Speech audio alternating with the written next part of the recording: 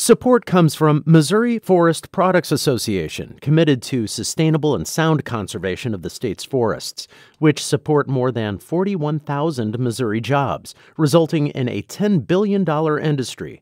ChooseWood.com. From St. Louis Public Radio. This is St. Louis on the Air. And it was always recommended, don't push the kids into it. The kid's going to be unhappy, and it's not going to be a good outcome for the company either. Does it make things complicated that the customer comes in with all this, what they might think is knowledge? Like, I can find this on Amazon for X dollars. Right. That's a very good question. One of the things that kind of bugged me about medicine, you're waiting on unhappy people.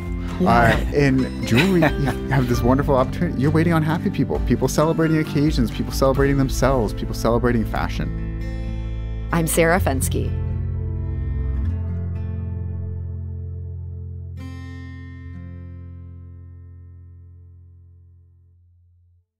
For 109 years, members of the Heffern family have been at the helm of St. Louis's Elleard Heffern Fine Jewelers, and that's now continuing to a fourth generation.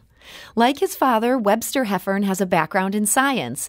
In Webster's case, a degree from MIT. He's also a PhD student at UMSL. But in recent months, Webster has begun joining his father, Kit, the company's president, in learning the ropes. Kit is now 73 and has been at the helm of Elleard Heffern Fine Jewelers for 50 years. Kit Heffern, welcome. Well, glad to be here. And Webster Heffern, welcome. Thank you. So, Kit, this has been a family business for more than a century. You got started in downtown St. Louis. This would have been your grandfather? Right. My grandfather started down in the old Victoria building, and we were in that building for 59 years. And in 1972, they decided to tear the building down. It was next to the Mayfair, and we then moved out to Clayton. So at that point, you kind of had to find somewhere new to go. We had to move, and at that point, retail was moving out west. Yeah. In 72, and then we stayed ever since 1955. We've been upstairs, so we've had private rooms, sales rooms for clients, so we can sit down and have a conversation with them without interruption, and we can take the needed time. So this isn't like a mall jewelry store where I'm showing up and someone's just trying to get me to spend my money as fast as possible. Oh no, it's a long-term relationship. We have many clients have been there for as many as 5 generations, and Webster will be the 4th generation for the Hefferns. And it's a real treat because a lot of times people come in with jewelry that they purchased, their parents purchased, their grandparents purchased from us, and they try and figure out it was an anniversary or birthday. And really, it's an emotional thing. People really enjoy jewelry and the emotional connections. And how cool that your customers also go back all these generations as well. So Webster, so many people, there's a family business and the son or the daughter just doesn't want to go into the family business. You also had plenty of other options. You know, you have this degree from MIT, you're getting a PhD, and the PhD is not in jewelry. What made you interested in joining the family business? Well, honestly, it probably started with a little bit of sentimentality. I didn't want to be that guy who just let his family's business close. It took me a while to figure out a path by which I could keep it open after my father's retirement. But I really thought, well, what about a business partnership? I'd love to keep my biology career alive as well as the store alive.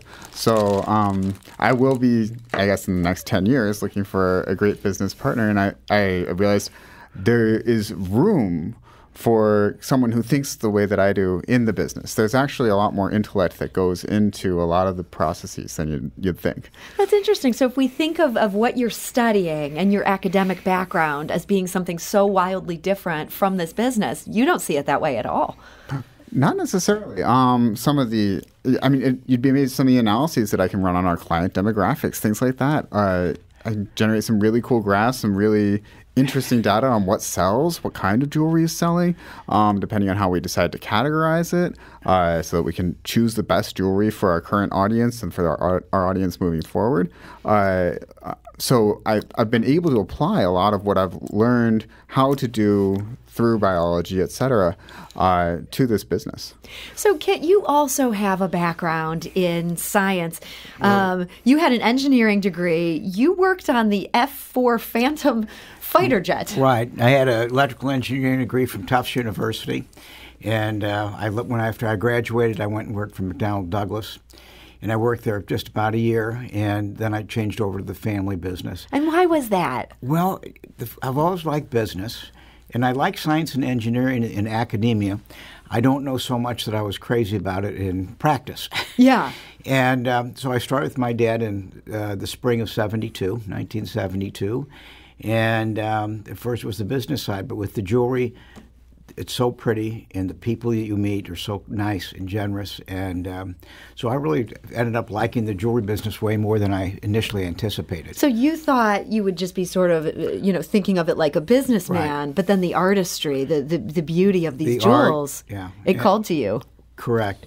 And, we have wonderful clients. They come back. And I know it's just fun to wait on them and try and find the right item that she wants. And, at the end of the day, make them both happy. She's happy she got it, and he's happy he gave it. Yeah. Although it is tweaking a little bit right now. There's more business where women are buying for themselves. Probably when I first started, that wasn't so much of the business. But today, it's a much larger percent. That's interesting. And maybe she is able to choose exactly what she wants. There you go. No guessing. Yeah, exactly. That maybe presents some opportunities there. I feel like a spreadsheet might help us understand what does she want. That's interesting. Actually, I don't know if we've ever tried that analysis. For women buying for themselves, what are they buying? Versus for men buying for women, what are they buying? Yeah. You're giving me ideas. But so, Kate, you've now been doing this 50 years. I imagine that's not the only change you've seen in that time. Oh, no, there's a lot that's been changed. Gemstones, where they come from, how jewelry is made has changed. The way, particularly in the last 25 years, there's been a lot of change with technology, computers, the resources that both our clients have. They can now go and Google and see what's out there, where before they'd have to go to maybe 6 jewelry stores. Yeah. And so it's very different the way people shop and what's available to them. And also the information available to us is we know almost on a daily basis where we are financially, what our inventory is. If I go back 40 years ago, we'd have to wait till the end of the year when we did inventory. Does it make things complicated that the customer comes in with all this, what they might think is knowledge? Like, I can find this on Amazon for X dollars. Right. That's a very good question. I was not prepared for that one. But yes, it's to me, it's easier in the sense that they've narrowed the focus. Because when you come into it, there's so many choices. So they kind of know, okay, I have a sense of what I want because I've seen this. Correct. And that's a good starting point. And a lot of times, well, it's not exactly that. They want it set lower or higher or bigger or smaller. It's always more nuanced than just, I want that. Yeah. Do you have to do some education so that they can also understand, gems are unique. This isn't something that's sort of mass-produced coming out of a factory. Correct. And that's one of the things. My father was the first graduate gemologist here in St. Louis. He thought it was important to know and to understand what he was selling. And I was also a graduate gemologist many years later. And so the fact that we have people on staff that actually know the gemology of the gems, and we have a bench jeweler so that we have somebody how it's made. So we have access, I've said immediate access to just about any question the customer would ask. So, Webster, your father was talking about how he initially was not that excited about the jewelry. He liked the business opportunities. Is that kind of where you're at this point? Actually, I guess my trajectory was almost the opposite into the store. I really liked the jewelry. I really liked the idea. So for a while, I was taking a pre-med route, and this is before I got back into biology and was like, oh, that's the science I really love. But one of the things that kind of bugged me about medicine, I know it's a tough job. Somebody's got to do it, but you're waiting on unhappy people.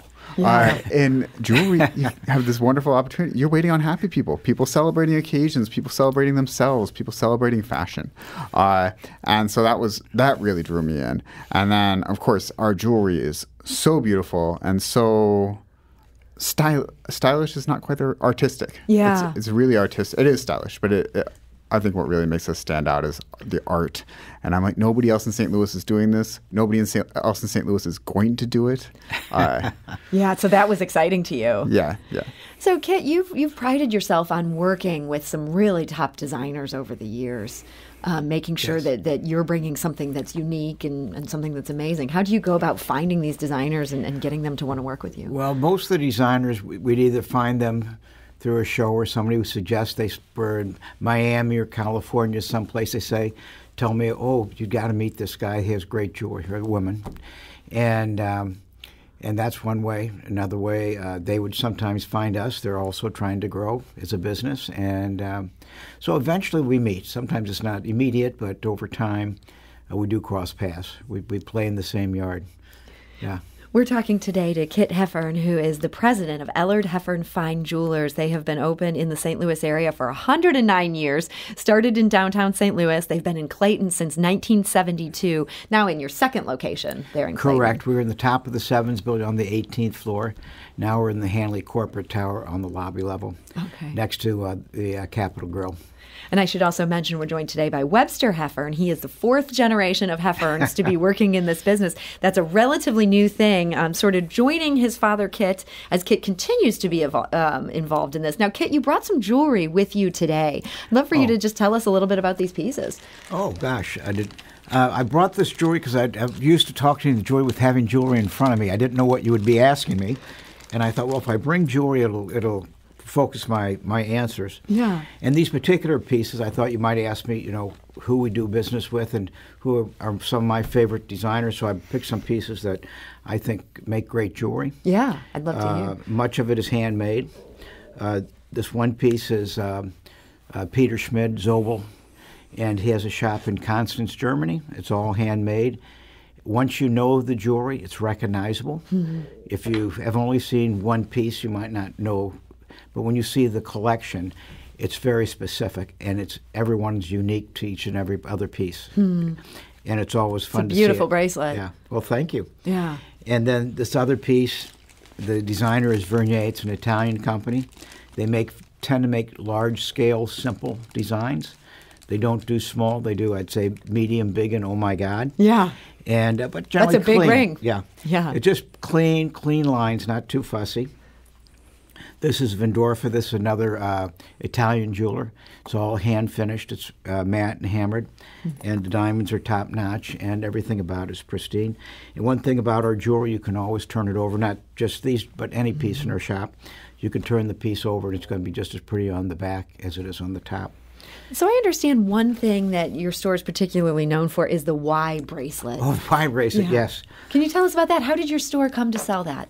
A man named Eric Siebert designed the piece back in the late 1940s, around 1950, and he would sell this piece to the fine jewelers across the company and also Tiffany.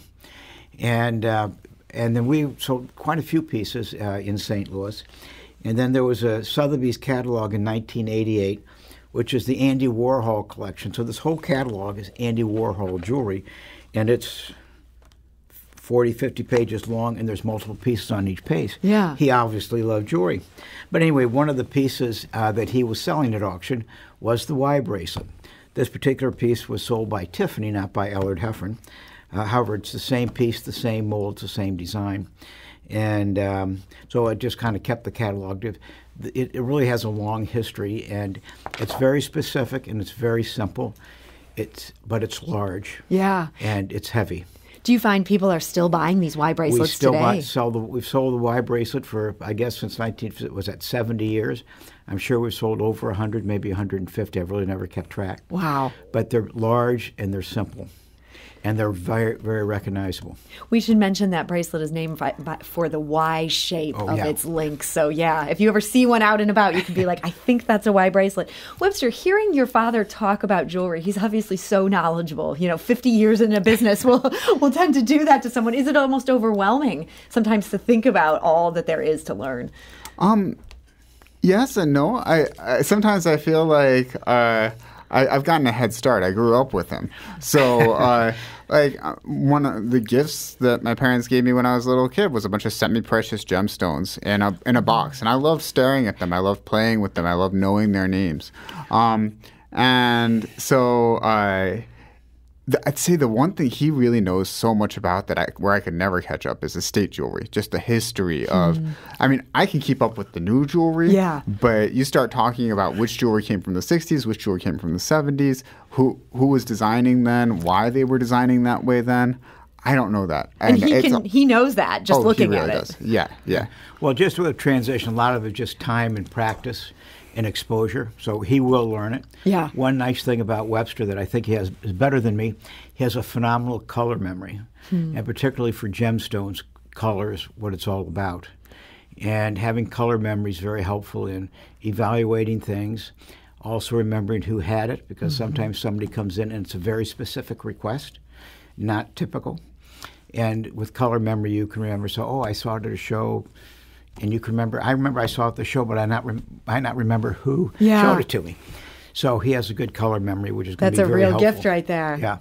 So he talked about it as a kid, sort of being introduced to elements of this. Were you at that point consciously thinking, hey, I'm the third generation. I want to make sure there's a fourth? No, not really. To me, it's always nice having the generations continue. But my father always taught me is, don't push. And also many business groups I've belonged to over the years, and a lot of them were family businesses, and it was always recommended, don't push the kids into it. The kid's going to be unhappy, and it's not going to be a good outcome for the company either. Yeah. If they love it, you're fortunate. Excuse me. If they love it, you're fortunate, but you can't push something that's not right for both the company and for the child. And so you held yourself back. You didn't push. I did not push. Exposed it, but not pushed. And so here you are. I mean, does this feel like kind of the happy ending you were hoping for, that you didn't push and yet he jumped? Yes. I'm looking forward to the years ahead. I don't plan to retire. And so I figure at some point either my body or my brain's going to tell me it's time to go. And so while he's transitioning the business, I'll still be in it as long as I'm healthy. Yeah, so you intend to keep working, and that's not just for the next year. You see yourself there for... Right. Well, I've been there 50 years. We had one employee, Adi Giso, our designer, was hired by my grandfather. She graduated from Washington U in 1929 in jewelry art, and my grandfather hired her then, and she retired in 1989 when I was president. So she was with the company 60 years. So I've got 10 more years to go. You got to top that. Yes. Yeah. So for Webster, are you looking forward to just being there, having this much closer relationship with your dad? You guys are going to be working together, and this could go on for quite some time. Yeah. He says he's going to work until he's 80. So, yeah, I mean, I don't ever anticipate more than 3 full-time days a week. So, like I said, I do want to keeping the biology alive is very, very important to me. I want You're going to get that PhD. I'm going to get that PhD and keep, I would love to work for a startup or find some biology job that allows me also to work 3 days a week. So it will likely never be more than that. But those 3 days, I do look forward to spending them working with him, developing the business together, figuring out what is our trajectory. Yeah. Right? Yeah. And for the next generation of Elleard Heffern, is this something that could go to the 5th? Oh, gosh. Well, I will say we just began an adoption process. Well, sort of. We started looking into it on Saturday. Okay. So that maybe, we'll see. But again, no pressure. And yeah. Pressure's not a fun place to be. That's right. This is a family that has lived by that, and it has worked great. The very fact we're in the 4th generation. Who am I to start putting pressure on here? So there you go. Yes. I guess you have to ask the question. I have to ask the question, and I'm delighted to hear this could be a future plan. So, Kit Heffern, I want to thank you so much for joining us today. Well, thank you. I've enjoyed it, and you've been wonderful. Thank you. Well, you have been wonderful too. So, and Webster Heffern, thank you so much for joining us. Thank you.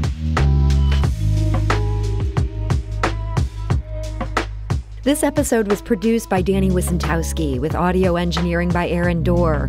Our production intern is Avery Rogers. This podcast was mixed and edited by Aaron. Our executive producer is Alex Hoyer. St. Louis on the Air is a production of St. Louis Public Radio. Understanding starts here. Do you find yourself regularly listening to episodes of St. Louis on the Air? Suggest us to a friend you think might enjoy our conversations. And leave us a review and rating on Apple Podcasts on the App Store. It's the simplest way to help people discover our show. Thanks. St. Louis Public Radio is a member-supported service of the University of Missouri, St. Louis.